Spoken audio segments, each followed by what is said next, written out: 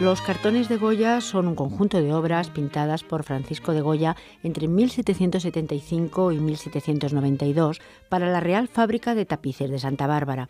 Si bien no son los únicos cartones para tapices que se hicieron en la Real Fábrica, puesto que hubo otros pintores, sí son quizás los cartones más relevantes. Pues bien, de cartones, de tapices y de Francisco de Goya vamos a hablar en los siguientes minutos y lo vamos a hacer con Concha Herrero, conservadora de Patrimonio Nacional. Bienvenida. Muchas gracias. Con Jesús Abega, catedrática de Historia del Arte de la Universidad Autónoma de Madrid. Bienvenida. Encantada. Y con Alicia Cámara, catedrática de Historia del Arte de la UNED. Bienvenida. Gracias, Isabel. Pues como digo, vamos a hablar de todo este tema amplio, tema que yo creo que tiene gran interés. Y quizá podríamos empezar por esa definición de cartón y tapiz que a veces confundimos o a veces nombramos cartón por tapiz y al revés. Pues son términos confusos porque cartón realmente es un papel más fuerte de lo normal, quizá más espeso, pero no es realmente cómo se hacían los cuadros, los ejemplares para tapiz. El término cartón es un término del 18, son papeles encolados, eran papeles que se pegaban unos junto a otros para conseguir unas dimensiones lo suficientemente grandes para hacer un ejemplar del mismo tamaño que el tapiz. Pero los cartones de Goya, aun conservando ese término cartón, eran pintados sobre lienzos, se preparaban exactamente igual que los retratos o cualquier otro cuadro del momento y realmente se enmarcaban para llevarlos a la fábrica, para entregarlos a los tapiceros. O sea que el término cartón es un término que viene del Renacimiento. Tenemos cartones de Rafael en el Victoria Alberto, tenemos cartones de Rubens en museos tan importantes como Viena, el Liechtenstein Museum, o los cartones de Goya que están en el Museo del Prado. He dicho entonces en esta pequeña presentación que quizá los cartones de Goya fueran los más importantes. Quizá no sea así, había cartones muy importantes, a lo mejor enmarcado en el tiempo. Muy importantes eran los pintores que realizaban esos cartones. Los cartones son importantes por la fuerza compositiva, por la novedad que introducían cada uno de ellos, por la reproducción que de esos cartones se hicieron numerosos ejemplares. Los de Goya realmente son muy pocas las reproducciones, porque la fábrica trabajaba para el rey, algunas veces para particulares, pero son muy pocas las colecciones que conservan tapices tejidos por cartones de Goya. Realmente eran todos los que se destinaron a decorar las habitaciones de Carlos III y Carlos IV en el Prado y el Escorial. Sí, en ese sentido, Concha, quizás sería interesante que nos comentaras cómo se exponían los tapices en esta época, porque hay unos ciertos cambios con respecto a las épocas anteriores, ¿verdad? Pues los cartones de Rafael y de Rubens sirvieron para hacer colgaduras, es decir, hacían unos tapices de tamaño monumental, prácticamente arquitectónicos, servían para cubrir las fachadas y se usaban al exterior normalmente.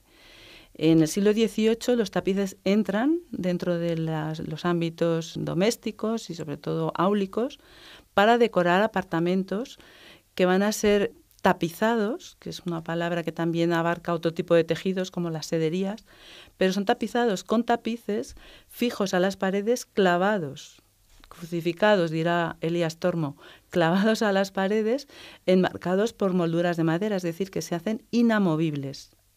Sí que es cierto que a veces se quitaban, se levantaban para limpiarlos, para restaurarlos, pero se volvían a colocar en las mismas condiciones. Es una nueva decoración de interiores en el siglo XVIII. Es, por tanto, como bien dice, esta decoración del siglo XVIII que no había ocurrido antes. Es una novedad. Es completamente novedoso.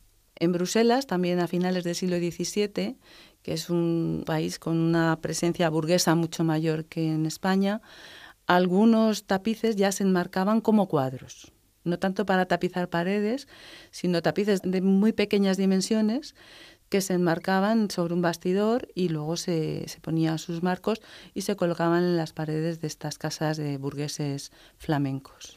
También al principio hemos hablado de la Real Fábrica de Tapices de Santa Bárbara. ¿Qué importancia tuvo esta fábrica? Para España fue trascendental. La llegada de Felipe V supuso la pérdida de los Países Bajos. Las manufacturas que habían surtido de tapices a la corona española en tiempo de los Austrias eran todas manufacturas flamencas. No hubo realmente fábrica de tapices en nuestro país hasta 1719-1720.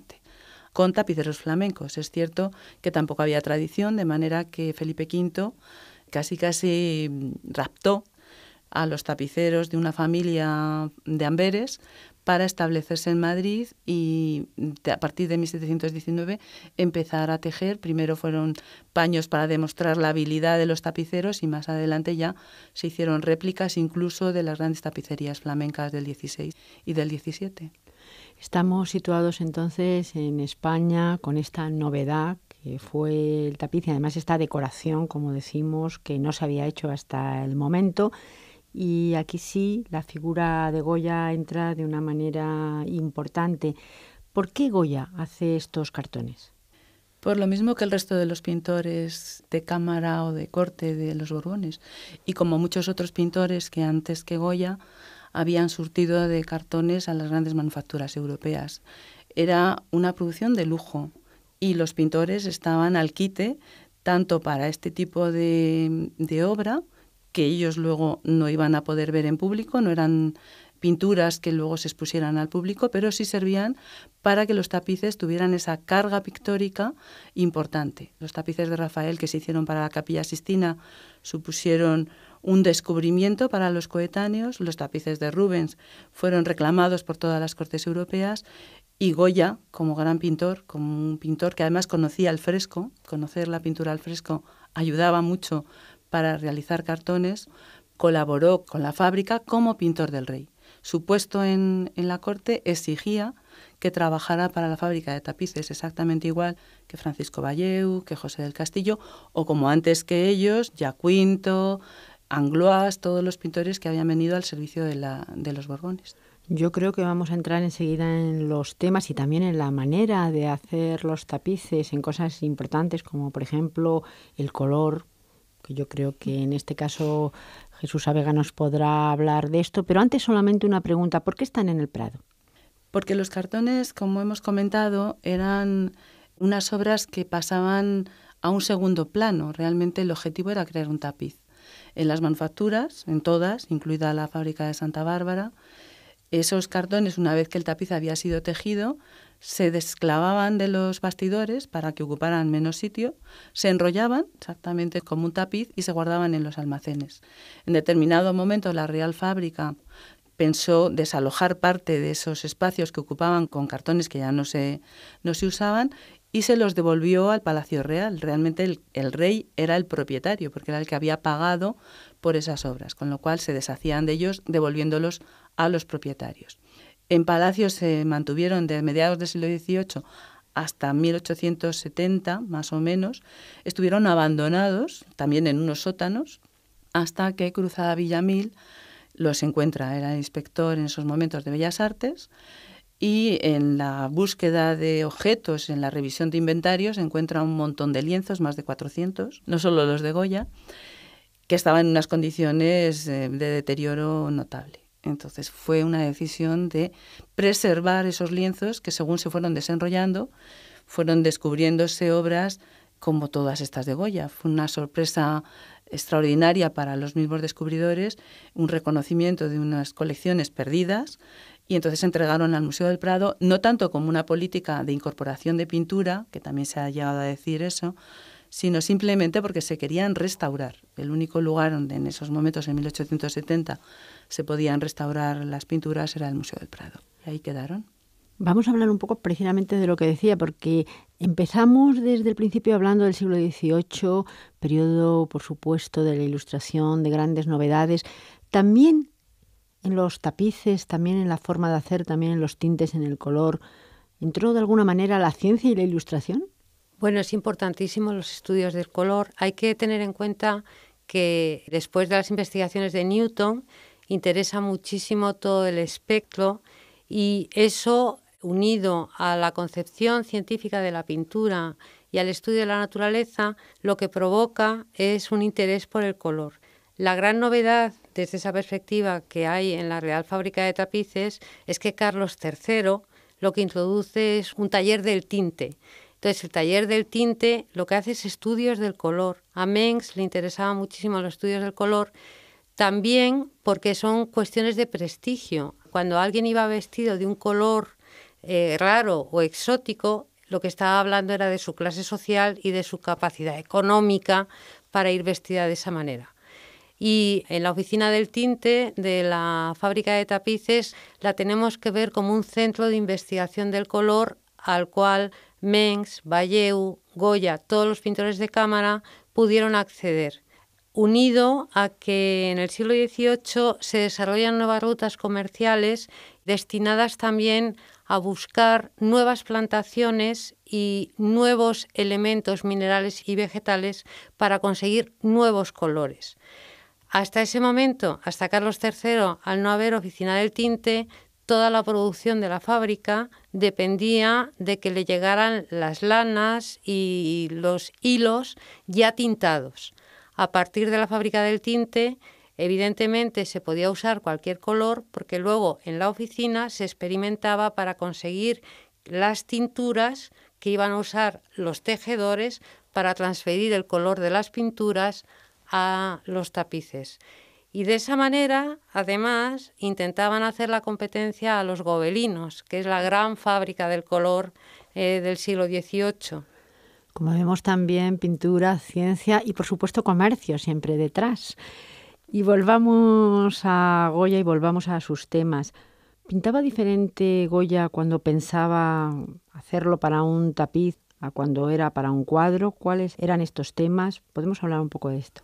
Tenía que pensar diferente. No era lo mismo pintar un fresco en Zaragoza que pintar una escena costumbrista para un cartón, que hacer un retrato de Florida Blanca o de la familia real.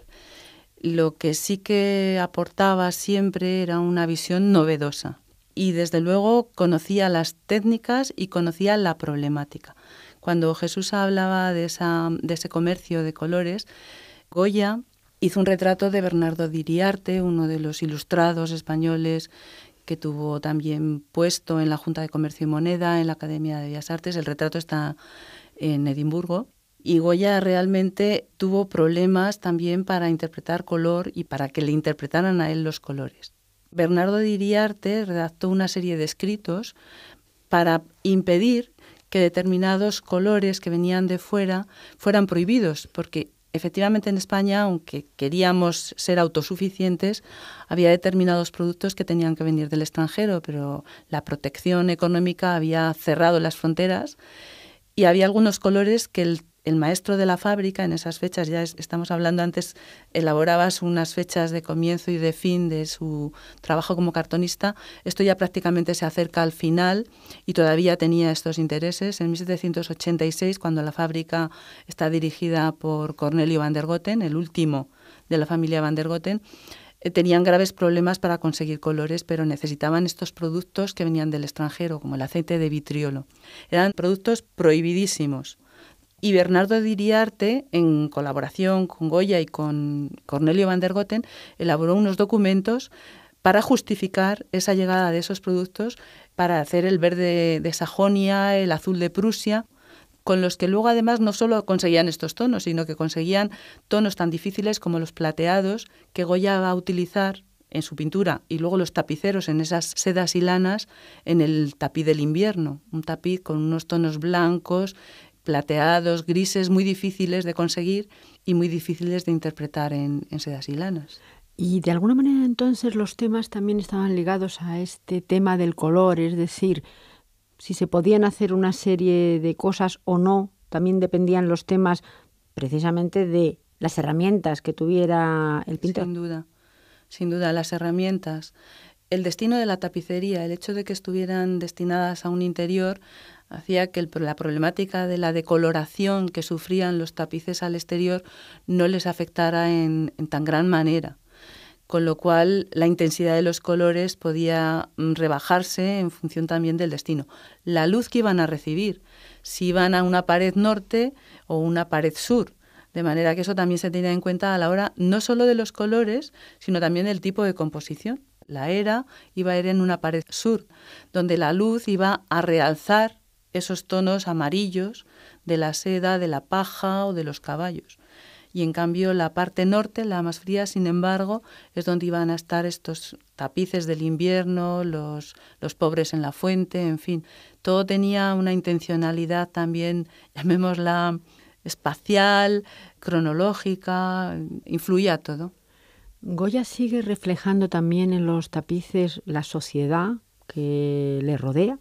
Yo creo que si hay algo que identifica a Goya, y todos los tratadistas desde sus propios coetáneos ensalzaron esa capacidad que tenía Goya para recoger aspectos reales de su contemporaneidad.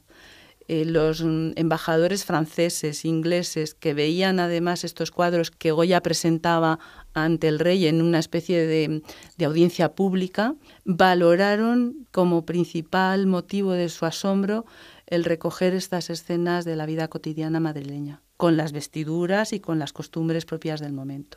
Nos ha dejado también entonces eso, pero en un momento dado deja el mundo del tapiz. Hemos puesto más o menos la fecha y dentro del tiempo en el que estuvo dentro también parece que hay etapas. Sí, porque la fábrica también pasó por altibajos económicos, como en La Nación. Entonces hubo varios momentos en donde la labor de Goya quedó ralentizada. En 1782, más o menos, 85, hubo problemas también bélicos con nuestros vecinos, también con América, de manera que ahí la inversión fue menor. La muerte de Carlos III también fue una fecha límite. Tuvo ahí problemas de salud, la salud también es muy importante, no solo nuestras circunstancias políticas y económicas, y eso se ve en el paso a paso de la obra de Goya. Retomó la labor de cartonista. Antes comentábamos aquí los problemas de fechas y efectivamente la última serie de tapices nunca se llegó a hacer. Hizo bocetos preparatorios, pero no se llegaron a realizar. Y, Concha, ¿la relación con la obra de Velázquez se aprecia también en los cartones? También dicen que es un punto de inflexión. Hay un periodo antes de que Goya tenga la oportunidad de ver toda esta colección de pintura y parece ser que el estudio de la obra de Goya, el grabado de la obra de Goya influyó a la hora de interpretar sobre todo paisajes. El paisaje es dificilísimo de llevar a un tapiz. Y el paisaje de Goya en estos momentos estaba intentando fijar luz y movimiento. Y son dos términos que en tapicería son casi antagonistas a lo que es un tapiz, porque el tapiz es más bien estático y los colores no se superponen, sino que son adyacentes o contiguos, de manera que es el ojo del espectador el que realmente crea el color por superposición.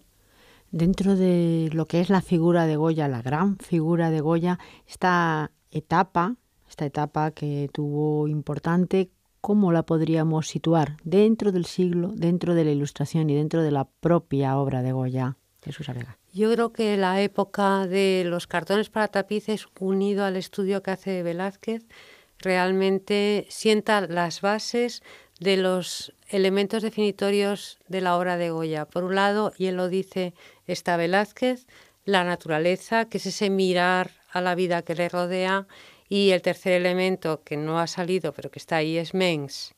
En Goya se funden Velázquez, Mengs y la naturaleza, y él lo dice, y eso tiene lugar en su etapa de formación, no de formación sino de madurez, como pintor para el rey en la Real Fábrica de Tapices.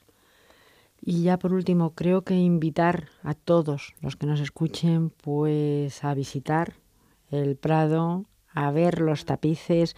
¿Cómo podría ser esa invitación desde aquí? Pues yo no dudo de que no hay nada mejor que ver las obras. Yo he aprendido realmente delante de las obras. Y ahora mismo tenemos la oportunidad, parece ser que el Prado ha renovado, yo todavía no lo he visto, las salas donde se exponían los cartones o se exponen los cartones de Goya. Creo que quizá sea el momento de ir a visitarlas de nuevo. Pues desde aquí lanzamos esta invitación. Muchísimas gracias. Gracias, Isabel. Gracias. Gracias.